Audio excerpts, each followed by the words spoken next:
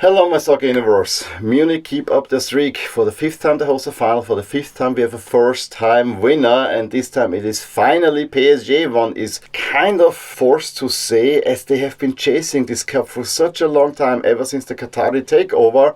They tried it via the superstar route. That obviously didn't work, and we kind of knew that already. Now they did it as a team, and what a team performance this was. 5-0 destruction of Inter. I could not have been more perfect, and some of the goals in there, especially the first and the third goal, it was just stuff to feast your eyes on. Even the last one, the way Barcola laid it off to Mayulu, there was great stuff in there. I thoroughly enjoyed it. Full disclosure, I'm a Milan fan. I also always had a sympathy for PSG, so I'm fully celebrating this one. But I wanna turn off the glee towards Inter a little bit, especially from a Milan fan side. And I see many Milan fans being super happy, maybe happy for the first time this season. I would argue the second time, because we beat Inter in the Supercoppa final. But after the season Milan had, it doesn't feel quite right to celebrate the loss of your opponent. However, let me make one snarky comment. When finals are lopsided, Milan are usually on the winning side. Now Inter have lost by the biggest ever margin. They're on the losing side of that one. And now I keep it that this is all about PSG. And yes, Inter did not really look right. Honestly, they looked leggy. I knew that the only thing that I thought that might play into them winning it would be that they can dig something out as they could against Barcelona. But I also knew that PSG are a much more complete team than Barcelona are. And I have to say, when I look at Bayern and Barcelona, two teams that are ruined to not be in the final, they would have not stood a chance against this PSG. They might have given a better performance. They would not have stood a chance against this PSG. I'm absolutely certain about that. And it also shows that PSG's path was also the much more difficult one. I knew whether it's Arsenal or whether it's PSG, they are much more complete teams than whatever Barcelona and Inter could conjure up, although that semi-final is epic and will live on in memory. But what will also live on memory is that Inter then completely were taken to the sword, mauled. PSG showed no mercy in Munich. And as I said before, it was probably one of the best performances by a single team that I've seen in a final. I have a really hard time picking out a player. Yes, Desire Doue is probably the obvious one because he assisted and scored too.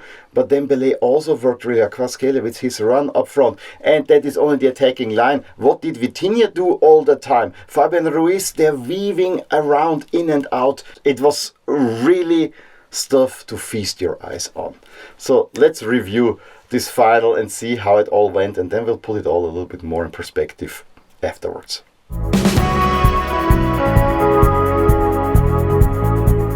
After the meanwhile customary pre-game show, which I for once didn't hate, the one by Linkin Park, the stage was set for a truly memorable final in Munich. And it was memorable not in the way that we probably would have expected, but we will be talking about that final for years to come. That much is for certain. From the get-go, PSG bossed possession and played circles around Inter, who desperately tried to keep their shape, but that was their problem. No one actually moved into a different position, whereas PSG was constantly switching positions and morphing in any way around Inter's shape as it would please them, and their passing razor sharp. It was almost like Barcelona during their best times. It was only after 10 minutes, after PSG already had two half chances, that Inter had the first period of sustained possession, but from that resulted a throw-in that resulted in a long run by Kvaratskhelia, who then plays it over to Fabian Ruiz, plays it back to Vitinha, and then one-touch stuff. Vitinha onto Doue, over to Hakimi, 1-0 for PSG, and a brilliant team goal that was.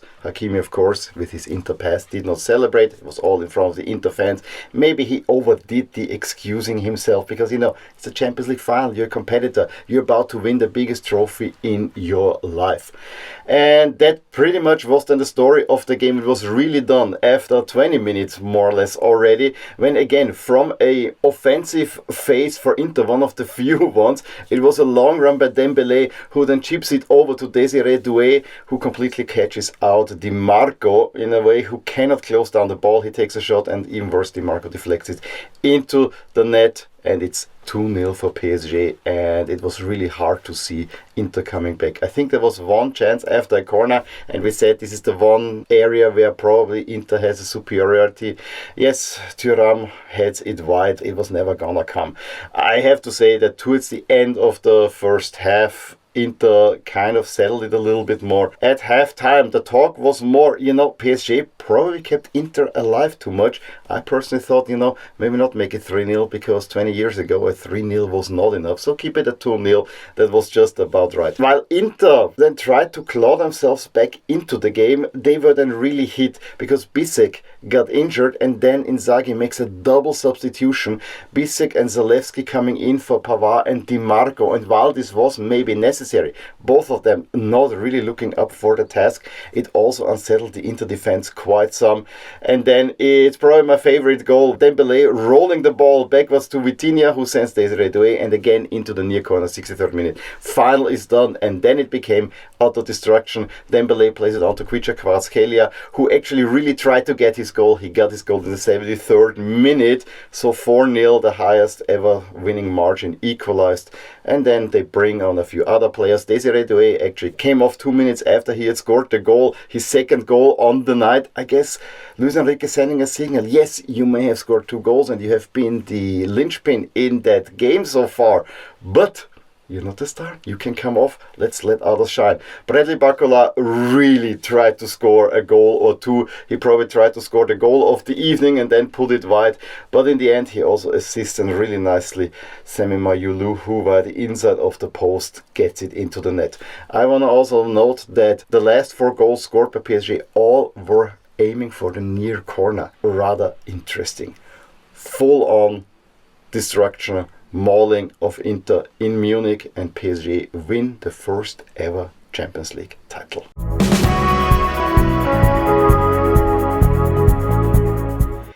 I have to say, while the trophy ceremony was not really that outstanding, what was outstanding for me that after the final whistle you could see a Marquinhos, who has lost the Champions League final, how he was completely overwhelmed by emotions. Same thing for Donnarumma in a way. The emotions really ran high with Luis Enrique, and everything afterwards seemingly focused on Luis Enrique. He was the star of the show. He made this squad so great, and of course then the huge emotional component, and even I am shedding tears when I think about it. We know the tragedy where he lost his daughter, and this iconic image after the 2015 final, so 10 years later he also wins the Champions League, where he planted the Barcelona flag on the center circle in Berlin. Now figuratively did do the same in Munich when the PSG fans unfurled the banner of the same scene with his little daughter standing next to him as he plants a PSG flag in the center circle. Oh man, I am getting the tears right now, just the pure emotion, and being a father myself, this just hits so hard, I gotta say. So I really felt this for Luis Enrique, and it should really be all about Luis Enrique. Yes, just one side of Inter finished the season with 0 titles. That's for the first time that Simone Inzaghi did not win a title in a season since he took over at Inter. But, we saw that coming from far out, and I don't want to blame this on Inzaghi, who desperately tried to keep his team in the play, but he didn't have the tools to combat this one, and I think this Inter squad didn't have the legs either. For PSG, full dominance. I don't want to say this will start now a period of dominance by PSG, but PSG will be a force to be reckoned with. And I also want to note the way they built this squad with young French talent. I mean, they tapped finally in this great pool that they have right at their doorstep. Young French talent augmented by Portuguese stars and spiced up with some Spanish, Italian and Brazilian flavor, and you just get a brilliant team. And this is probably what Chelsea liked to do, but PSG did it a whole lot better. This may be a blueprint to follow. I wanna declare this as the end of the era of the superstars. This was a team performance. You cannot pick out a single player. This was all about the team. And this is where modern football is at. And if it's done well, and if it's executed well, like PSG did on this evening, it is just about as brilliant as any run that Messi or any goal that Ronaldo has ever scored. I absolutely loved it. This is what I like my football to be.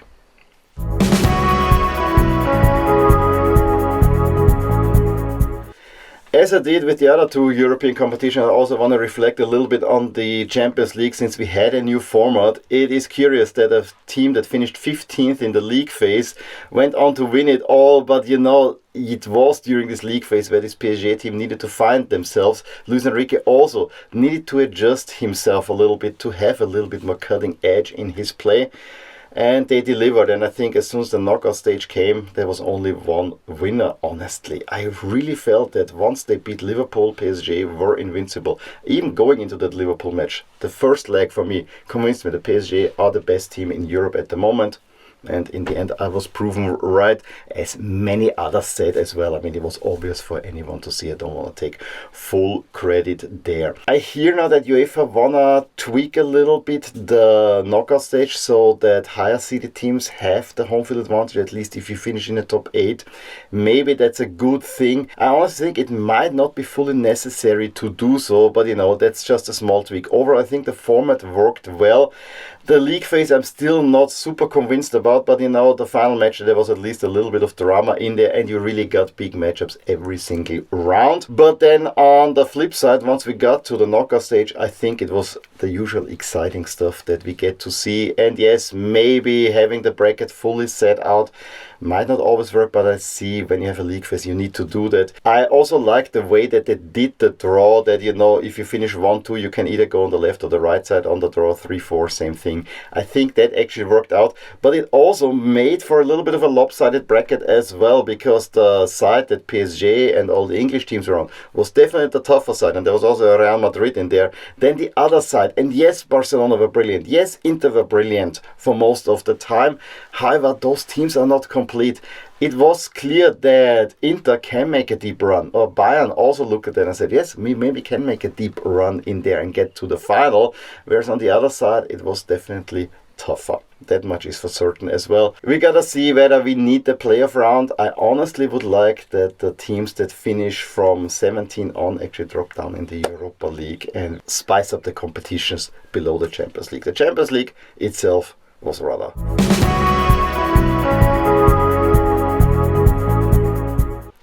So, Champions League is over. We have a worthy winner. I'm also happy that we had a final with more than one goal. First time since 2018 that was.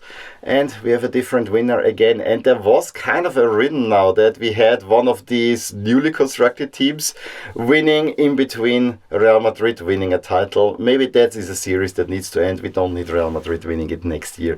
Again, maybe let somebody else win it. Last thing on Inter, it feels a little bit like the end of an era.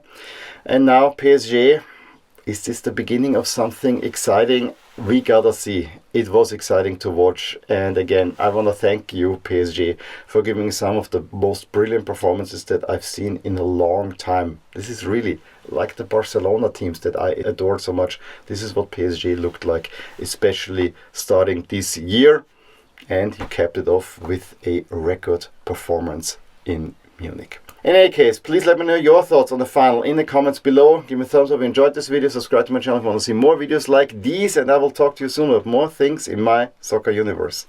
Bye!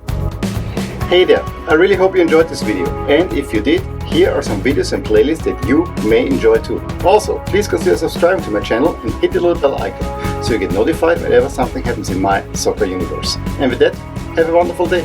Bye!